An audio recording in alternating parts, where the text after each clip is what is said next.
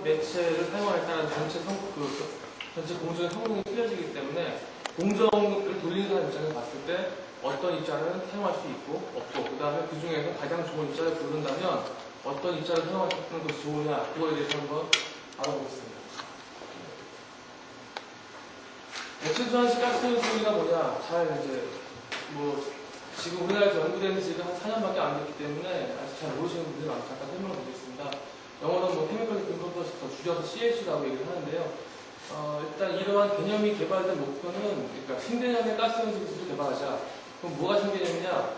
열효율을 더 높일 수 있지 않느냐. 그 다음에 지금 한창 이제 온실가스 때문에 문제가 되고 있는 CO2를 따로 분리 설비를 부어서 분리하는 게 아니라 공정 자체에서 분리할 수 없겠느냐. 그 다음에 가스가 연소하면서 공기 중에 있는 N2랑 반응해서 서멀락스가 많이 생기는데 그 서멀락스의 발생을 억제할 수 있지 않을까 해서 새롭게 개발된 그런 개념이 매체소환시 가스 연소입니다.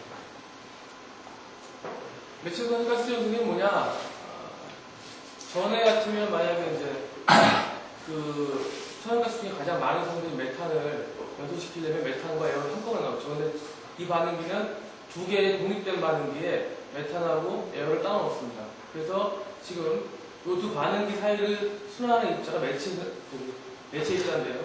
금속과 금속 산업 형태로 변합니다. 그래서 처음에 금속을 기준으로 설명을 드리면 금속이 이쪽 산화 반응기에 들어와서 공기 중에 있는 산소와 반응해가지고 메탈 옥사이드가 되고요. 그 다음에 이 메탈 옥사이드가 또 산화 반응기에 가서 메탈 옥사이드하고 메탄이 반응해서 다시 메탈로 환원되면서 CO2하고 H2를 발생합니다. 그런데 어떤 이점이 있느냐, 이쪽에 있는 산화 반응기를 보시면 금속과 고체와 기체의 반응이 파염이 없는 조건에서 일어나기 때문에 서멀락스 발생을 억제할 수 있습니다. 그 다음 이쪽에 환원 반응기 쪽을 보시면 반응에 의해서 생기는 가스가 CO2하고 H2입니다. 그래서 H2를 응축해서 온도를 떨어뜨려서 물로 제거를 하면 순수한 CO2가 얻을 수 있기 때문에 이 전체 반응기에서 서멀락스를 줄일 수가 있고요. 그 다음에 CO2를 아주 고농도로 거의 CO2만에 분리할 수 있다는 그런 개념으로 시작된 게 매체소환시 가스 연소입니다. 그럼 전에 공정과 뭐가 틀리게 이렇게 그렇게 연결을 하냐? 일단 기존 연소 방식을 보시면 에어하고 메탄이 같이 들어가기 때문에 이때 미반응 오토하고요. 그다음에 공기 중에 질소, CO2, 낙스가 생길 수가 있고, 그 다음에 스팀, 쉼표가 나오기 때문에 이것들 중에서 낙스를 따로 분리하고 CO2를 또 분리하기 위해서는 분리 비용이 많이 듭니다. 그래서 CO2를 분리하기 위해서는 발전 효율, 만약에 천연가스 발전 같은 경우에 전체 발전 효율의 약 20%가 CO2 분리 비용으로 소모되기 때문에 좀 발전 효율 감소가 많죠. 그 다음에 이러한 단점을 극복하기 위해서 그러면 에어를 쓰는 게 아니라 순수한 오토를 한번 써보자. 그러면 낙스는 생기지 않을 것이 아니고.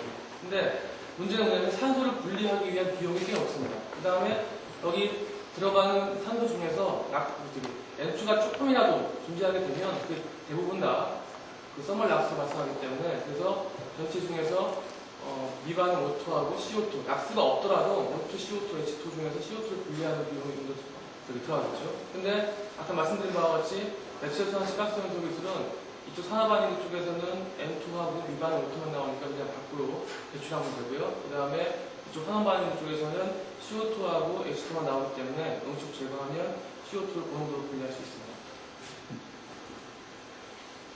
이 그림은 CO2하고 낙스를 기존 연소 발전 설비들하고 비교한 건데요. O2 CO2 리사이클하는 얘기는 배출되는 CO2를 계속 공정 내로 순환시켜서 CO2 농도를 계속 높여서 연소하는 방식이고요. 그 다음에 이분탄 연소가 뒤에 배연탄 설비를 붙인 경우, 그 다음에 가스와 복합 발전인 경우, 천연가스 복합 발전, 그 다음에 케미컬 컴포스트인 경우에 그때 CO2하고 낙스 배출량을 비교했습니다. 그림처럼 이렇게 기타 공정들에 비해서 CO2 낙스 배출량이 낮게 나타났고요. 발전 효율도 지금 한창 개발되고 있는 천연가스 복합 발전 정도의 수준을 나타낼 수 있지 않느냐. 근데 일단 여기 나온 지금 발전 효율 같은 경우는 실제로 매체소환시 가스 연소기가 돌아온 경우가 없기 때문에 엑서지 분석하고 아스톤 플러스를 돌려가지고 계산의 시기 때문에 아직은 좀 유동적인 상태입니다.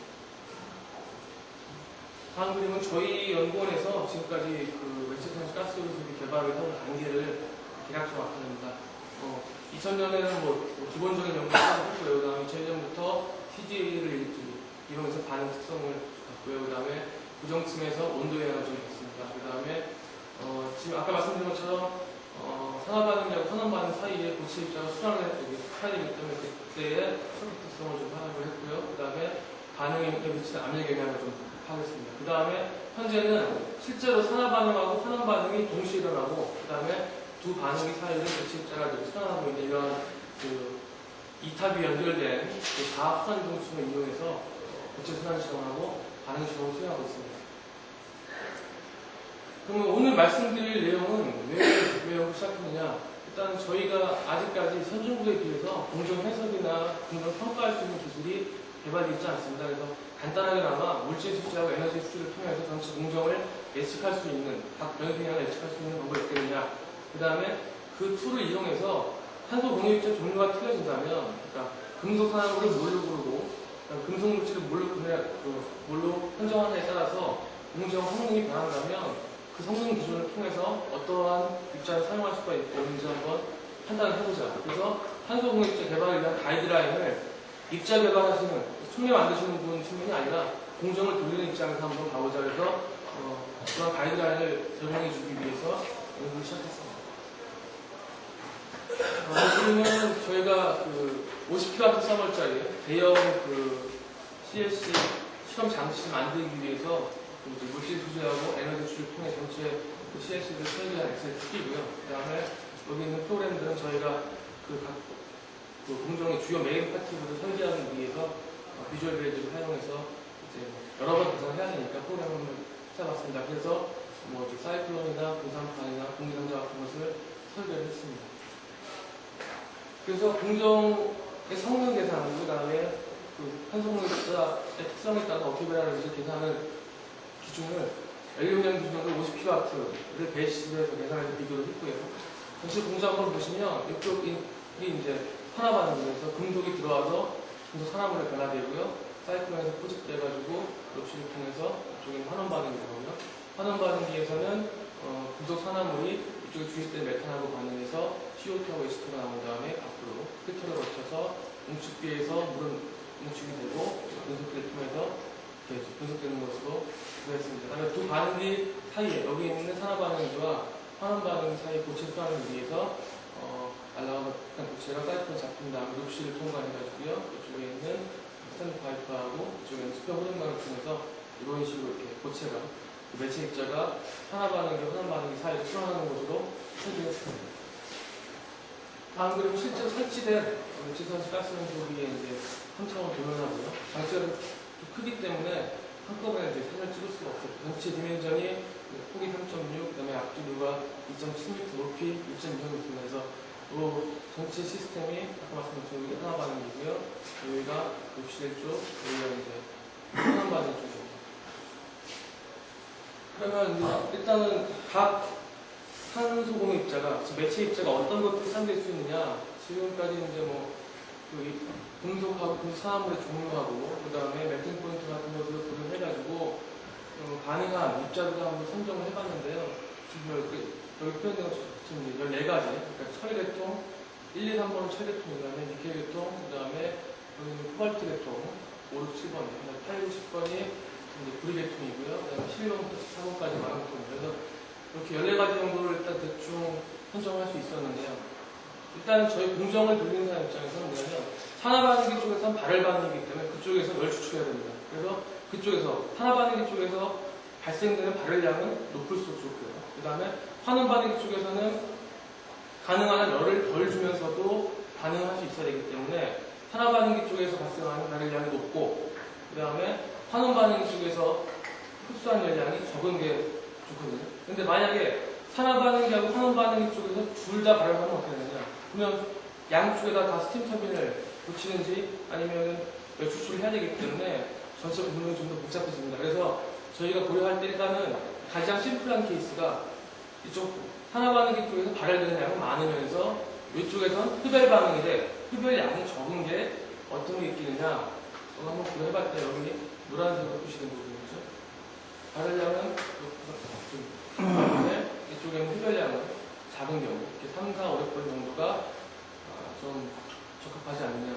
여기 지금 1번, 2번, 11번 같은 경우에는 일단은 발열량은 높지만 이쪽에서 환원 반응 쪽에서 흡열량이 높기 때문에 양쪽 반응기 사이 온도 차가 크게 됩니다. 그러면은 그 반응기 사이를 수반하는 입자의 열충력 때문에 입자가 깨질 수도 있고 마모가 심해질 수도 있기 때문에 그런 걸 좀 피해야 되고요. 그 다음에 여기 지금 보라색으로 표시된 것처럼 양쪽 반응기에 다 발열 받는 경우에는 열 추출을 위해서 그쪽 반응기에 다 열 추출할 수 있는 설비를 해야 되기 때문에 좀 장치가 복잡해지지 않나 생각했고요. 그 다음에 이제 아까 말씀드린 그 설계 툴하고 공정평가 툴을 가지고 한번 계산해봤습니다. 그 전체 탄소 공급 입자 중에서 지금까지 이제 그 기존 보고에서 메탈옥사이드의 웨이트 퍼센트가 60%인 경우 가장 가능성이 좋다고 문헌에 보고되어 있기 때문에 저희가 수험한 바도 그렇고요. 그래서 그것을 기준으로 해서 50Hz 썸을짜리 돌릴 경우에 연량 기준 50Hz를 돌릴 경우에 각 산화 상태가 1번부터 4번까지 여러 가지 산화 상태가 변할 수가 있는데 그때 단위 질량의 입자당 전달할 수 있는 산소의 양, 그 다음에 그때 최대한 갈 수 있는 전환율, 그 다음에 그 50Hz 썸을짜리 공정을 유지하기 위해서 지금 산화 반응 구축하고 환원 반응 구축에서 필요한 반응 속도, 그 다음에 두 반응기 사이 고체량을 그러니까 두 반응기 사이 고체 수란량을 비교해봤습니다. 근데 저희 공정 돌리 입장에서는 가장 큰 문제가 뭐냐면 여기 있는 GS입니다. 고체 수란 속도인데요. 두 반응기 사이 고체 수란량이 달라지게 되면 공정을 유지하기 힘들어요. 일단 저희가 지금 판단하는 판단 기준은 이 GS 값이 100보다 크게 되면은 입자의 마모도 많아지고 그 다음에 공정이 전체적으로 충격이 많이 가기 때문에 GS 값이 100보다 작아지지 않느냐. 그래서 여기 지금 노란색으로 표시된 것들 있죠.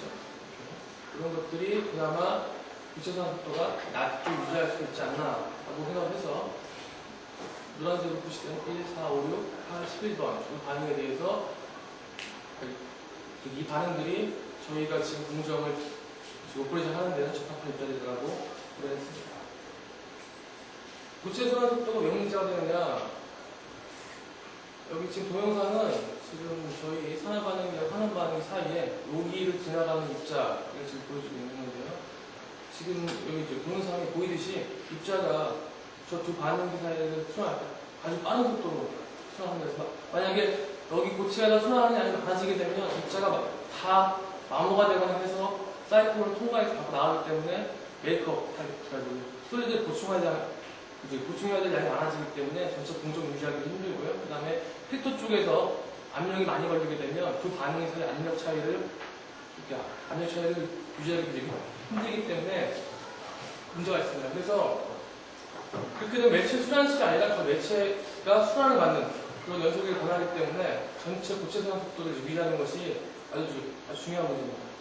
그래서 아까 말씀드린 것처럼 내력학적인 고려하고 그 다음에 고체 순환 속도, 그 다음에 반응 속도를 고려했을 때 적합한 입자를 두 가지 공통을 만족하는 입자를 보니까 4번에 있는 니켈 디스옥사이드겠습니다. 그 다음에 CO 에서 CO5로 가는 그 다음에 CO에서 CO3 5%로 가는 이렇게 세 가지 정도가 니켈이하고 코발트 계통이 저희 지금 매체 순환식 가스 연소기를 조업하는 데서는 유리하지 않나 생각했습니다. 그 다음에 매체 순환식 가스 연소기에서 그 산소 공유 입자에 포함된 금속 산화물이 얼마나 많이냐에 따라서 공정 유지가 어떻게 되는지 한번 해봤는데요. 물론 지금까지 그 보고에 의하면 60%가 포함된 것들이 가장 반응성이 좋다고 했는데 60%인 경우하고 40%, 80%인 경우 이렇게 실험하는 경우가 많은데요. 그때 반응 속도가 그렇게 민감하게 변하지 않습니다. 약간 더 증가하는 것 뿐인데 근데 공정 돌리는 입장에서는 그 반응 속도가 많이 틀리지 않는다면 그렇다면 어떻게 되냐 했는데요. 지금 이쪽에 보시듯이 20%부터 100%까지 전체 산소 공유 입자 중에서 반응할 수 있는 금속 산화물이 양이 쭉 증가한다면 그때 필요한 반응 속도, 그러니까 공정을 유지하기 위한 반응 속도하고 그 다음에 고체 산량을 조절해요. 그런데 옆에 나타난 것과 같이 금속 함량이 많아질수록 반응 속도, 그러니까 필요한 반응 속도도 적어지고요. 그 다음에 고체 산화 속도도 적어지기 때문에 가능한 한 반응 속도를, 그러니까 입자 자체의 반응 속도가 저하되지 않는 한은 금속 산화물이 좀 많은 것이 좋지 않겠느냐. 저희 실험하는 내용도 보면 60%일 경우와 80%일 경우 반응 속도가 차이가 많이 나거든요. 근데 그럴 경우에는 오히려 80%를 함유하고 있는 것이 공정을 순환시키는 데는, 공정을 유지하는 데는 더 유리할 수 있다. 그러니까 그걸 두 가지를 다 한꺼번에 고려하는 것이 적합하다. 그런 말씀입니다. 동영을 말씀드리면, 설계, 묵회계, 폭발체, 구리, 망간계, 14종류의 금속 산화물의 쌍에 대해서 연합적 분석, 반응성하고 조업 조건에 대해서 분석을 해서 최적으로 공정 유지에 어떤 것이 결정을 해보니까 NiNiO, 그 다음에 COCO, COCO 그렇게 변하는 이런 반응이 전체 시스템에 유리하더라. 단, 코발트 계통의 경우에는 이렇게만 왔다 갔다 하면 좋은데, 산화하는 형태가 이렇게 유지되면 좋은데, 그렇지 않고, 이러한 부반응이 생길 경우에는 두 반응이 사이에 전달될 수 있는 산소의 양이 제한되기 때문에, 이러한 부반응은 제어를 해야 된다. 그 다음에, 산소 공급입자 중에서 금속 산화물의 함량이 높을수록 전체 공정을, 공정 오퍼레이션 하는 데는 유리하기 때문에, 반응 속도, 금속 자체의 반응 속도하고, 그 다음에 금속 산화물 함량이랑 두 가지를 다 고려해서 종합적인 판단을 해야 된다. 여기까지 끝냈습니다.